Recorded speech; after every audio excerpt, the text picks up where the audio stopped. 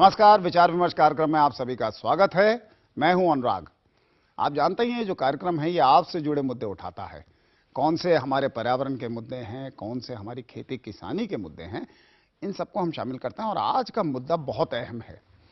ये एक ऐसा मुद्दा है जिसको जानते हुए भी हम अनजाने बने हुए हैं। आज हम जो बात करेंगे ये सबसे जुड़ी है, किसान से भी जुड़ी है और उपभोक्ता से भी जुड़ी है। और उपभोक्ता से मेरा मतलब किसान सबसे बड़ा उपभोक्ता तो है ही, क्योंकि सबसे बड़ी तादाद उनकी है, लेकिन जो शहरों में बैठे लोग हैं उन्हें भी समझना पड़ेगा। ये बिल्कुल उनके जीवन से जुड़ा, मैं तो ये तक कहता हूं कि मानव अस्तित्व से जुड़ी बात है। आज का जो हमारा विषय है वो है सेहत का खजाना A2 दूध। तो ये जो हमारा विषय है A2 मिल्क, सुनने में बड़ा अंग्रेजी सा लगता है पर ये सच में हमसे जुड़ा है। ये A2 मिल्क क्या है, A2 चीज क्या है और कैसे ये हमारा जीवन बदलने में सक्षम है, इसके बारे में जानेंगे। और ये दूध हमें कैसे उपलब्ध होगा, क्या बाहर से मंगाना पड़ेगा, ये सब चीजें भी जानेंगे। चलिए थोड़ा विषय को समझाती हुई ये छोटी सी फिल्म देखते हैं।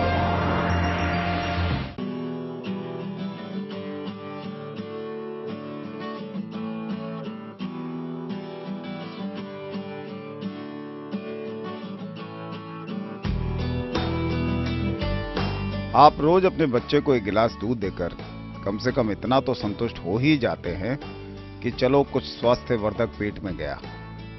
पर क्या दूध भी नुकसान पहुंचा सकता है?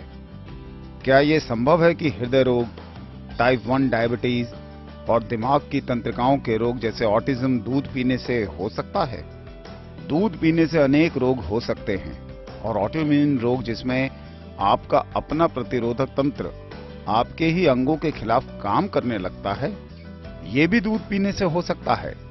इन सभी सवालों का जवाब है हाँ जी। आज भारत या कहे दुनिया जिन रोगों से पीड़ित है उन रोगों का प्रमुख कारण है गाय का दूध। लेकिन यहाँ ये जान लेना आवश्यक है कि कौन सी गाय का दूध। हम पूरी तरह वैज्ञानिक आधार पर ही अपनी बात कह रहे हैं। असल में अगर भारतीय संदर्भ में बात करें तो यहाँ विदेशी गाय, संकर गाय और देसी गाय की नस्लें पाई जाती हैं। संकर नस्लें वे गाय होती हैं जिनमें विदेशी नस्लों द्वारा देसी गाय की नस्लों का संकरण कराया गया हो, जैसे हॉलिस्टियन फ्रीजन, जर्सी, रेड डेन आदि विदेशी गायों का भारतीय गाय की नस्लों जैसे साहिवाल, गिर, थारपारकर आदि के साथ संकरण। गाय के दूध में कई प्रकार के प्रोटीन पाए जाते हैं। यहाँ हम अपनी बात A1 बीटा केजीन और A2 बीटा केजीन प्रोटीन तक ही सीमित रखेंगे। इन A1 और A2 बीटा प्रोटीनों को समझने से आपको दूध और तमाम रोगों के बीच का रिश्ता समझ आ जाएगा। अपनी बात समझाते हुए हम इन प्रोटीनों को A1 और A2 ही कहेंगे। असल में गाय की अलग अलग नस्लों द्वारा A1 दूध और A2 दूध दिया जाता है। ये जो A1 दूध है इसके पाचन से एक बेहद खतरनाक प्रोटीन के टुकड़े BCM7 यानी बीटा कैसोमॉर्फिन 7 तैयार होता है। ये BCM7 एक नार्कोटिक यानी मादक पदार्थ है और ऑक्सीडेंट है जो खतरनाक फ्री रेडिकल्स पैदा करता है। इन फ्री रेडिकल्स की रोकथाम के लिए ही हम एंटीऑक्सीडेंट का सेवन करते हैं, जैसे नींबू, आंवला आदि। ये BCM7 ही तमाम रोग जैसे दिल की बीमारी, मधुमेह, ऑटिज्म और अनेक खतरनाक बीमारियों का कारण है। असल में बीटा केजीन प्रोटीन में 209 अमीनो एसिड की श्रृंखला होती है, जिसमें 67वीं पोजीशन में स्थित प्रोलीन अमीनो एसिड की जगह उत्परिवर्तन के कारण हिस्टिडीन अमीनो एसिड आ गया। अब जिन गाय में ये हिस्टिडीन अमीनो एसिड बना वे बनाती हैं दूध में शैतान यानी A1 बीटा केजीन युक्त दूध, और जिन गाय में ये उत्परिवर्तन नहीं हुआ वे बनाती हैं तमाम रोगों से लड़ने में सक्षम, जैसे डायबिटीज, हृदय रोग की रोकथाम करने वाला और सेहत के लिए बेहद लाभकारी A2 बीटा केजीन प्रोटीन दूध। A2 प्रोटीन युक्त दूध के सेवन से न सिर्फ कई रोगों के होने की संभावना खत्म हो जाती है, बल्कि कई रोगों से मुक्ति भी मिल जाती है। एक बात ध्यान से सुने और समझें, भारत दुनिया का सबसे बड़ा दूध उत्पादक देश है और लगभग सारा दूध भारत में ही उपभोग किया जाता है। लेकिन विदेशी A1 दूध वाली नस्लों से संकरण करवाकर हमने अपनी देसी गाय के A2 दूध को खराब किया। शायद इसलिए ही भारत दुनिया की डायबिटीज की राजधानी कहलाने लगा है और दिल के रोगों के मामले तो बढ़ ही रहे हैं। तमाम वैज्ञानिक तथ्य सामने होते हुए अब हमारे पास कोई बहाना नहीं है कि हम अपनी देशी नस्लों के A2 दूध को नकारें। याद रखें, A2 दूध रोगों से लड़ने में तो मदद करेगा ही, साथ साथ देश के भविष्य, हमारे भविष्य यानी हमारे बच्चों को भी सक्षम और मजबूत बनाएगा। तय करें और देसी गाय के दूध को ही खरीदें और किसानों को भी पूरी मानव सभ्यता के हित में देसी गाय पालन से जुड़ना होगा, आज और अभी से। जी डॉक्टर सडाना जी, जैसे डॉक्टर पाठक ने भी बताया, नीतियों पर तो हम और चर्चा करेंगे। थोड़ा मैं पूरा और गहराई से समझना चाहूंगा। जेनेटिक स्तर पे जो बोलते हैं, हमारे वंशाणु हैं जो उस स्तर पे, क्रोमोसोम डीएनए के स्तर पे अगर हम समझना चाहें, ये A2 क्या है, A1 क्या है। देखिए, ये हमने पढ़ा कि केन्या में कुछ ऐसे जगह हैं जहां पर अफ्रीका की गाय जो हैं उनमें भी A2 है। उनको हार्ट अटैक ही नहीं होता, उनको दिल की कोई बीमारी ही नहीं है। और हम तो बहुत ज्यादा दबाव लेके चल रहे हैं, दिल की बीमारियां बहुत हैं। तो थोड़ा बताइए कि एक तो ये वैज्ञानिक उस पर अगर हम बात करें, आनुवांशिक स्तर पे ये क्या चीज है और किस तरीके से हमारे लिए लाभकारी है। हाँ, हमें भाई और बहनों, हमें ये समझ लेना चाहिए कि A2 आखिर है क्या। हमने सभी ने ये सुन लिया है कि दूध दो किस्म का है, A1 और A2। असल में ये फर्क दूध की प्रोटीन से है। हम सभी जानते हैं दूध में वसा भी है, लैक्टोज भी है, प्रोटीन भी है, सब कुछ है। जरा सा आगे बढ़ते हैं। दूध में प्रोटीन है, यहाँ तक बिल्कुल ठीक है। प्रोटीन दरअसल दूध की प्रोटीन का एक दूसरा नाम भी है जो अक्सर लोग बोलते हैं, वो है केजीन। क्योंकि दूध में लगभग 80-82% जो किस्म है दूध की प्रोटीन की, वो केजीन किस्म की है। केजीन भी अपने आप में कई किस्म की होती है, उसके नाम भी हैं, जैसे अल्फा कैजीन, बीटा कैजीन, कैपा कैजीन वगैरह वगैरह। इन सभी में जो बीटा कैजीन है, जो असल में केजीन में दूसरे नंबर पे है, ये जरा सा हमें सभी को थोड़ा और सोच लेना चाहिए बीटा कैजीन के बारे में। बीटा कैजीन दो किस्म की मानी जाती है, एक है A1 और एक है A2। ये क्या फर्क है?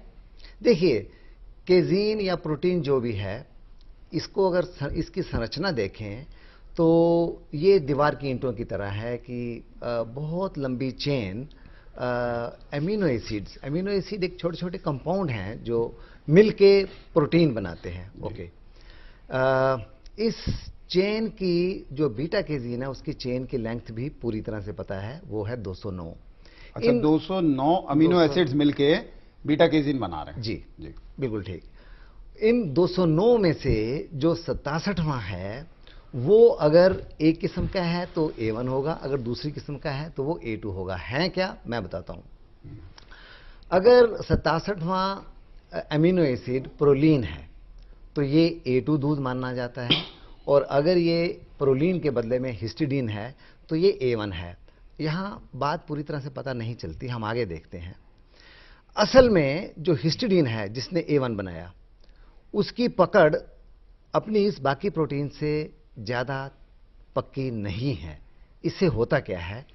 मैं थोड़ा सा डॉक्टर साहब जो समझा, यानी 67 जो नंबर है जो आप बता रहे हैं कि ये 67 जो है, ये जो नंबर है, इसमें एक प्रोटीन है प्रोलीन, इसमें अमीनो एसिड अमीनो एसिड है ना, प्रोलीन जी। और ये प्रोलीन बदल के हिस्टिडीन हो गया जी। जो हिस्टिडीन वाला है वो A1 है और जो प्रोलीन वाला है वो A2 है।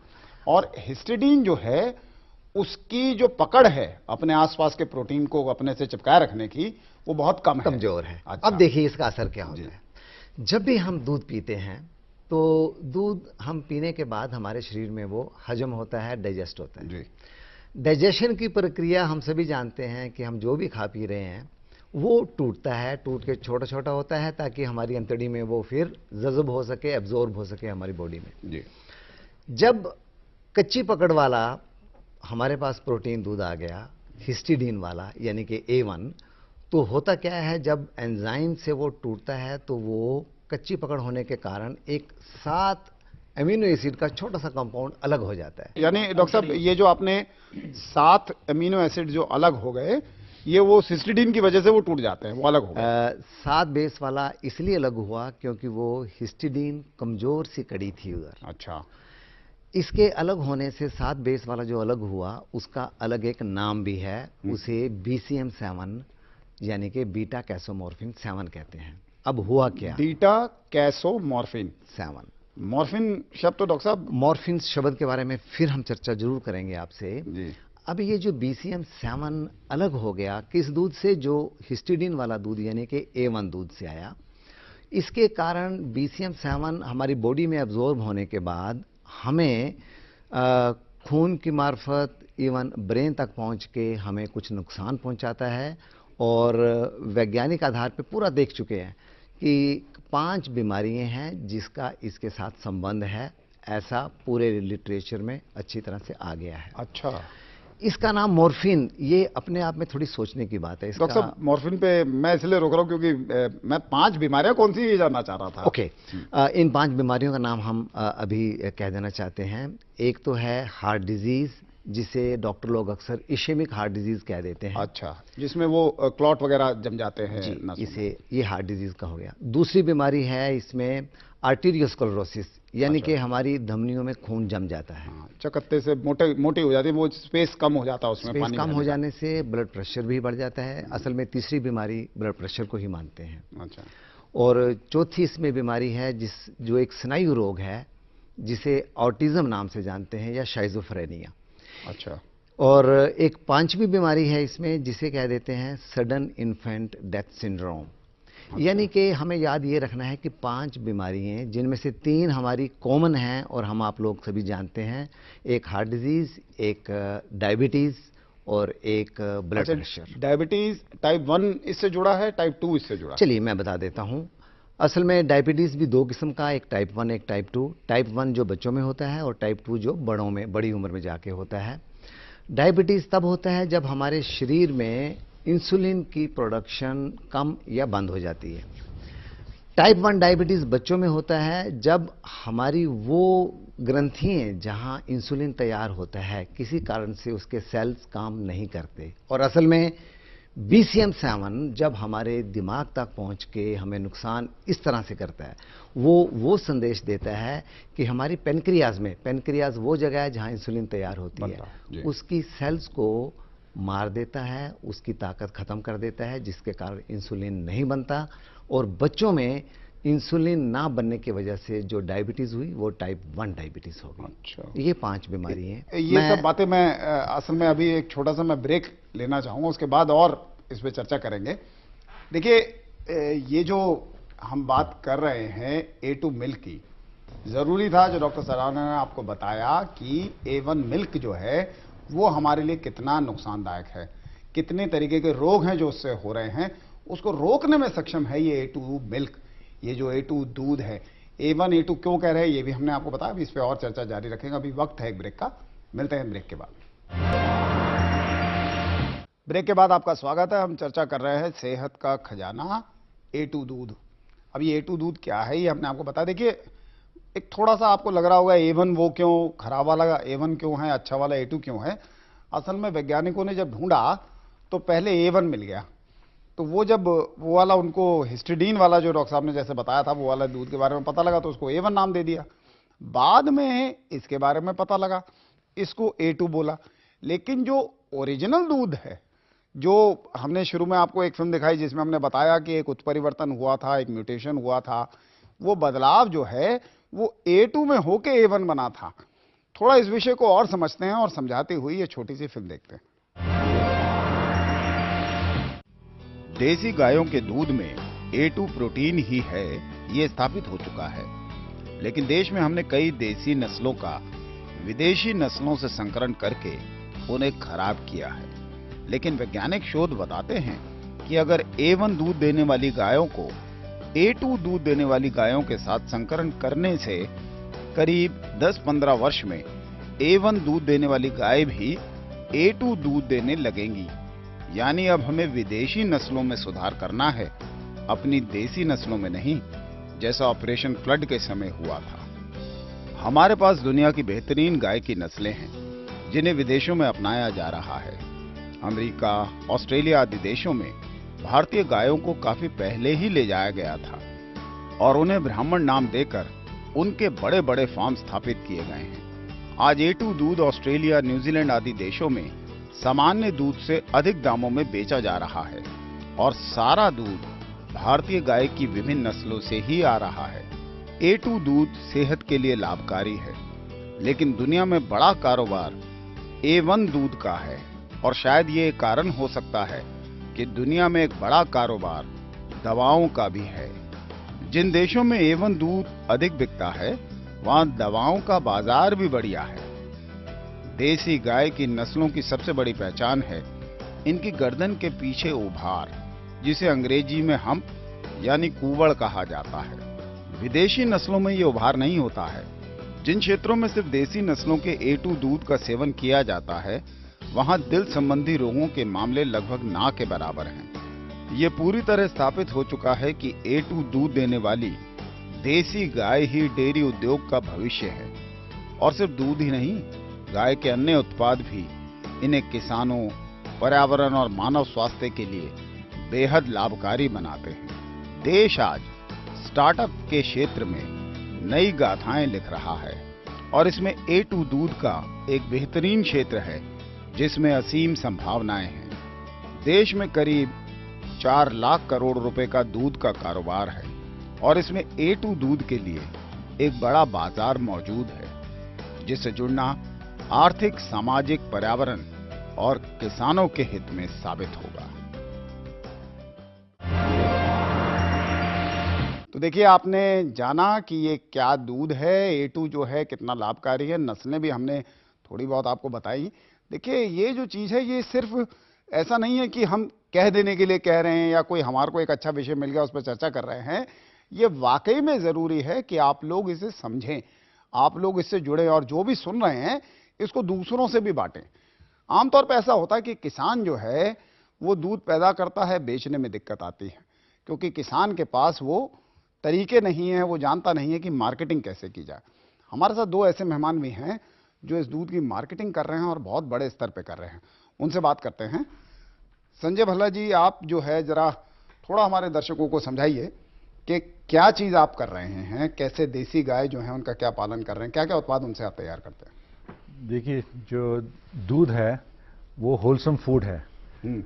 उसमें सब कुछ है, जैसे डॉक्टर साहब ने बोला, आपका protein, vitamins, minerals, calcium, phosphorus, magnesium, सब कुछ है, बशर्ते वो प्योर हो और देसी गाय का हो। तो ये अपने पे पहले हमने तजुर्बा किया, एक्सपीरियंस किया, और जब देखा कि मेरे जो पैरामीटर्स हैं, जैसे मेरा HDL 28 होता था, फोर्टिस की रिपोर्ट है, और अब आज 42 है। HDL high density lipoprotein, the good cholesterol, तो आज बढ़ गया है। जबकि पहले कितना था आपका? 28 था। अच्छा, 40 होना चाहिए कम से कम। कम से कम अब 42 है।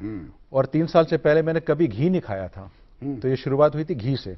आप दिल्ली के रहने वाले हैं? दिल्ली के रहने वाले। और आप सेहत के लिए समझते हैं कि घी वगैरह से दूर रहो, ये सब चीजें दिल्ली वाले तो ये पहले था। जब ये एक्सपीरियंस किया तो जरा मेरा मेटाबॉलिक रेट, जैसे पाचन शक्ति बढ़ गया और मेरा HDL बढ़ गया। I started feeling very good. मेरे को आर्थराइटिस था, तो घी से मसाज करवाया, आर्थराइटिस खत्म हो गया। कौन से घी से? देसी गाय के देसी घी से। अच्छा। अब उसके अंदर देसी गाय का दूध, देसी घी बोले तो बिलो के कर्ड से, अच्छा, दही बना के। तो शुरुआत वहां से हुई।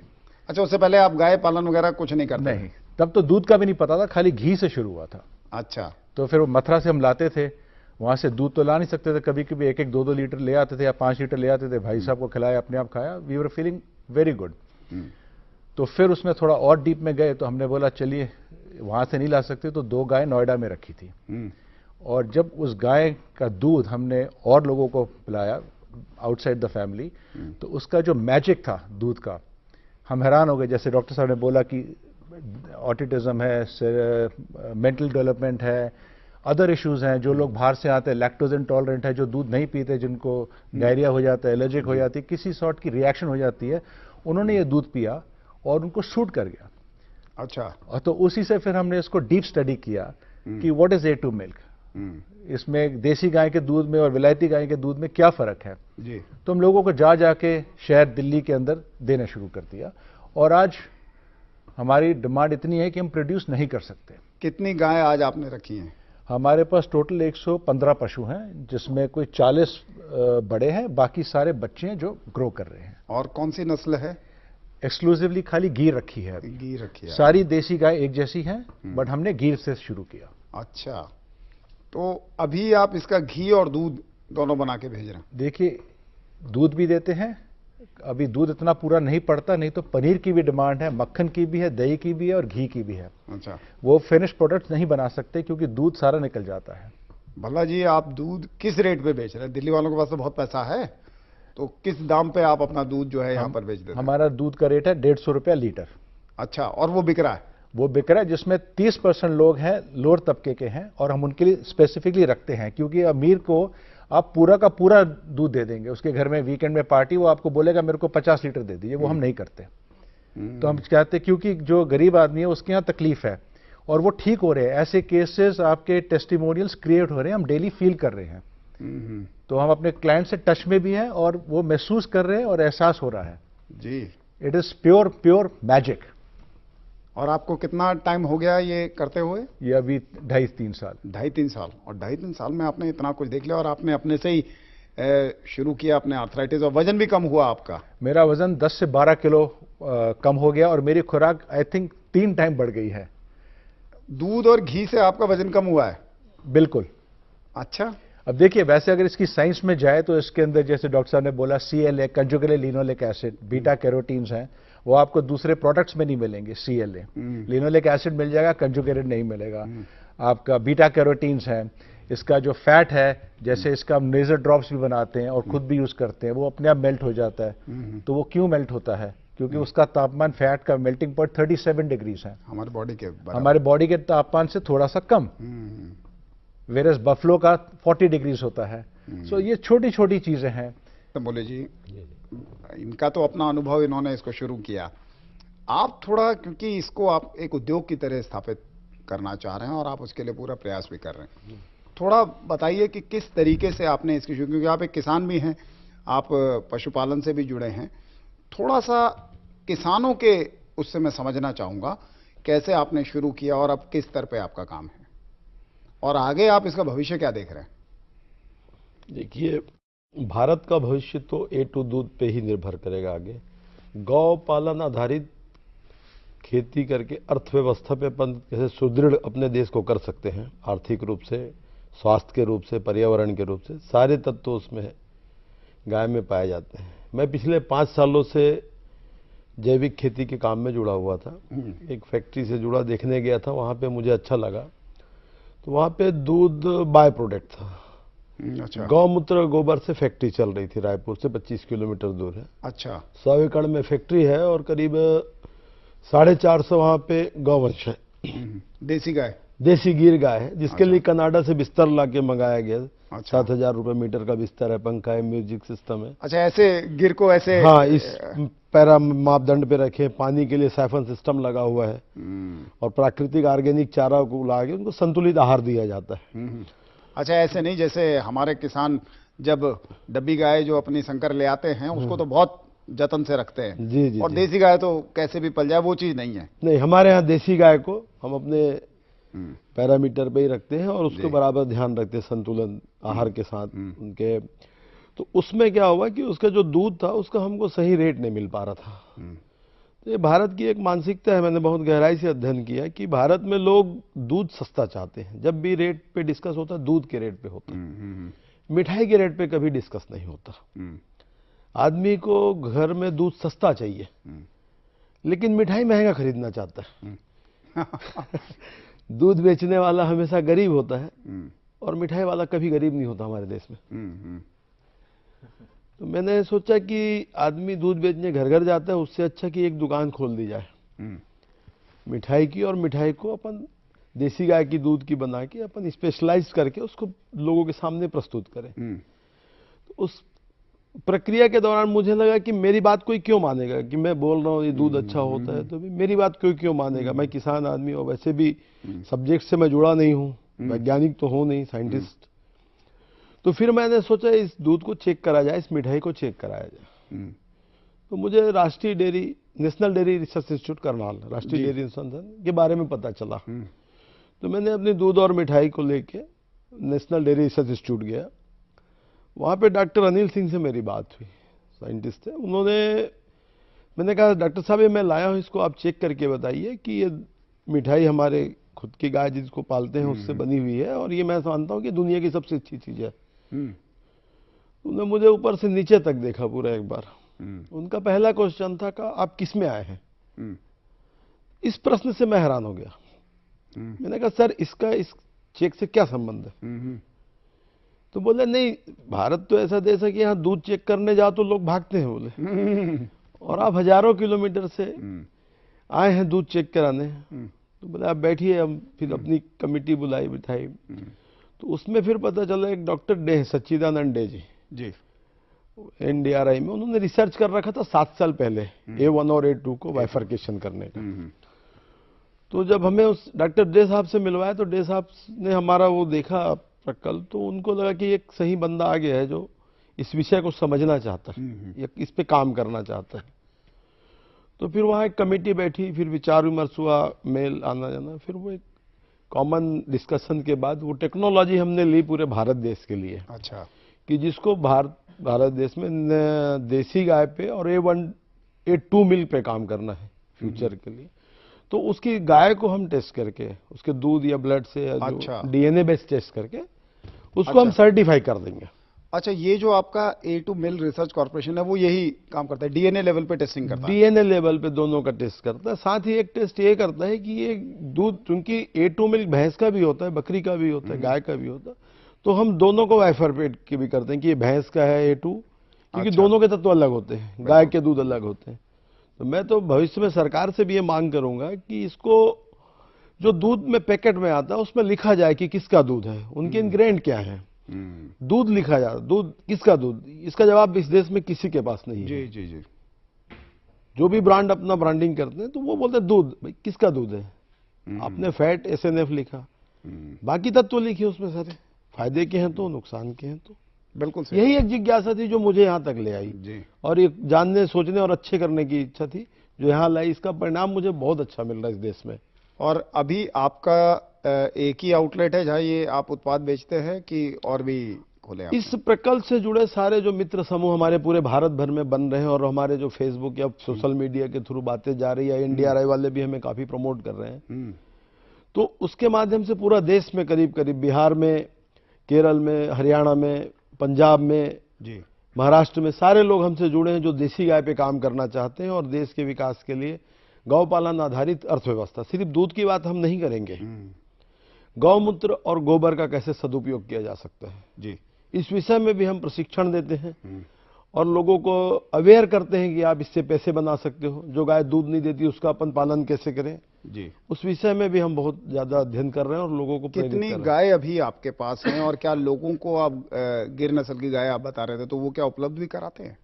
हाँ बिल्कुल, जिसको अगर इस विषय में जाने, गिर नहीं उसके अतिरिक्त और भी कोई गाय, साहिवाल वगैरह ये सब, साहिवाल है, थारपारकर है, रेड सिंधी है, तो ये सब आप रखते हैं? मैं नहीं रखता, मित्र समूह के पास है तो मैं सबको आपस में मिलवा देता हूँ। किसी को बेचना होता है, किसी को खरीदना होता है। कितने किसान आपसे जुड़े हैं, कितना बड़ा समूह है? अभी तो प्रगतिशील किसान संघ है। मैं इस बारे में एक चीज में अच्छे से आप मतलब दर्शकों को बताना चाहूंगा कि सारे पढ़े लिखे लोग मेरे साथ आ रहे हैं। अच्छा। एक इंडिगो का पायलट है, वो अपना हवाई जहाज उड़ाना छोड़ के मैं गौपालन करूंगा कह रहे। अच्छा। कोई बच्चा अभी पढ़ के निकला IITians जो 2 करोड़ 2.5 करोड़ की पैकेज छोड़ के इसमें आ गए हैं। एक इंफोसिस की नौकरी छोड़ के इसमें आ गए। भल्ला जी भी आ गए इसमें। भल्ला जी भी इंडस्ट्रीज रहे हैं। एक न्यूयॉर्क से फोन आया था मुझे अभी पिछले हफ्ते, उन्होंने आधे घंटे बात की A2 पे, हमें न्यूयॉर्क की नौकरी छोड़ के हम यहाँ करेंगे। अच्छा। तो मुझे विदेशों से भी काफी रिस्पांस मिल रहा है। देखिए तंबोली जी ने जो बात कही ये हमारे लिए बड़ी महत्वपूर्ण है। हम हमेशा ये बात करते हैं, देखिए चीजों को बेचना कैसे है, ये हुनर भी हमारे पास था, अभी भी है, उसको फिर से हमें बनाना होगा। और दूसरी एक चीज ये भी है कि जो उपभोक्ता हैं उनको भी समझना होगा।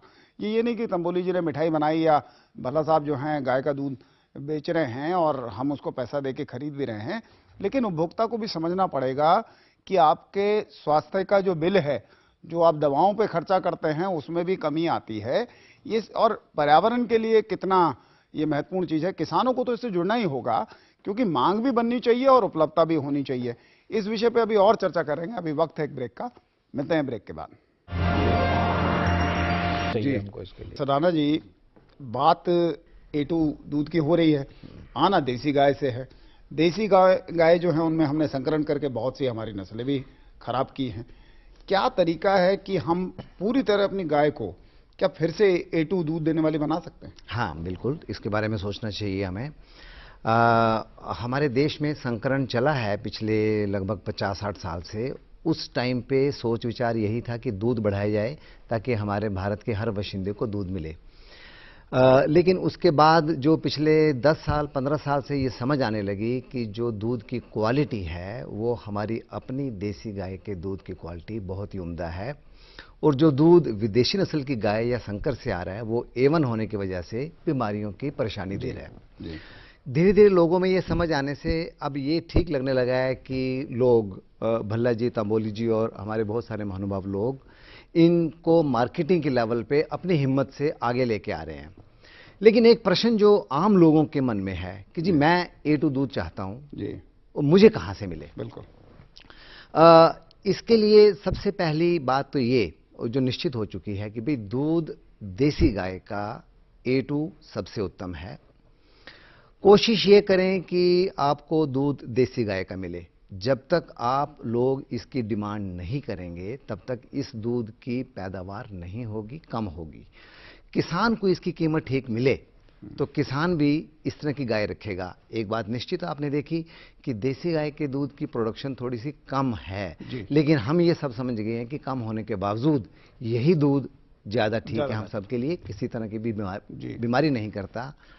A2 का एक मुद्दा हमने लिया है, लेकिन देसी गाय के दूध में और भी बहुत सारी अच्छी बातें हैं, जैसे उसमें ज़्यादा CLA है, कॉन्जुगेटेड लिनोलिक एसिड, जो अपने आप में एंटीऑक्सीडेंट है, जिसकी कमी से हमें डॉक्टर लोग दवाइयाँ देते हैं। और मैं ये बता दूं, जो हमें एंटीऑक्सीडेंट दूध से मिल जाता है वो हमारी बॉडी में, हमारे शरीर में ज़्यादा अच्छी तरह से एब्जॉर्ब होने की वजह से वो ज़्यादा ठीक है, हमारे ज़्यादा प्रभावी है। गाय के दूध जो हमें गाय के तो दूध से मिल गया, गोबर में भी, देसी गाय के गोबर में बहुत बैक्टीरिया हैं। दूध पे ही अगर आप रुके तो दूध की ही इतनी अच्छाइयाँ हैं, और उन सभी अच्छाइयों में जो A2 का मुद्दा है ये सबसे पहला, सबसे बड़ा।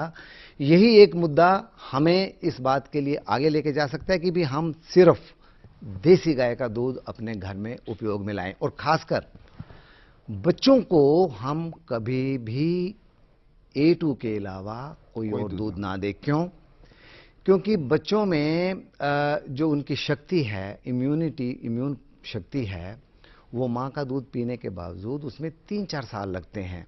किस बात के लिए?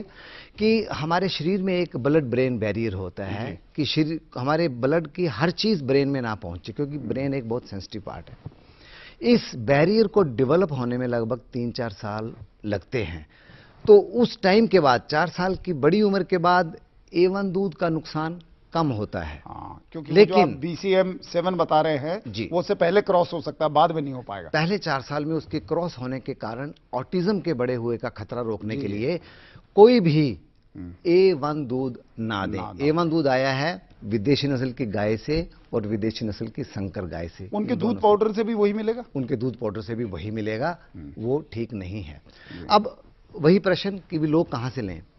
दूध की कीमत जैसा अभी भी हमारे सामने आया 150 रुपए किलो, और भी जगह हैं। अहमदाबाद में बंसी गौशाला, गोपाल सुतरिया जी 80 रुपए किलो डिमांड पूरी। गुवाहाटी में इसकी डिमांड, ये सोम इंदौरा जी दिल्ली में, नोएडा में दे रहे हैं लगभग 60 रुपए 70 रुपए किलो। हमारी समझ से अगर 60 रुपए किलो के लगभग भी अगर मिल जाए ये दूध, तो भी ये वो महंगा नहीं दूध महंगा नहीं है सच में। और क्योंकि स्वास्थ्य के हिसाब से जो है महंगा बिल्कुल। और एक चीज और डॉक्टर साहब, ये संभव है कि अगर A1 नस्ल की गाय है और उसका A2 से संकरण कराते रहे। हाँ, अब इसी मुद्दे पे आने की बात। डॉक्टर साहब समय बहुत कम है। हाँ जी, मैं ये बताना चाहूंगा कि भी अब हम क्या करें, देश क्या करे इस बारे में। एक तो डिमांड बढ़नी चाहिए, जो मैंने कह दिया कि लोग डिमांड करें A2 दूध की, जिससे किसानों को A2 दूध बेचने में कुछ ठीक आमदन हो, तो उस गाय का नंबर बढ़े। पिछले कुछ वर्षों में, 4-5 सालों में थोड़ा बढ़ा भी है। और जो हमारी संकर गाय हैं जहां भी हैं, इनको देसी गाय का सांड या देसी गाय के सांड का सीमन उपयोग में लाएं, ताकि अगली जनरेशन में उनके इंडिजिनस होने का, भारतीय वंश का होने का बढ़ जाए, और विदेशी नस्ल का असर उसमें आधा रह जाए एक जनरेशन में, अगली दूसरी में और आधा होता जाएगा। ऐसा करते 3-4 जनरेशन में लगभग 10-15 साल के बाद एक अच्छी बड़ी तब्दीली कर सकते हैं अगर हमारी पॉलिसी इस काम के लिए हमें कम से कम support 15 करेगी। साल का इंतजार करना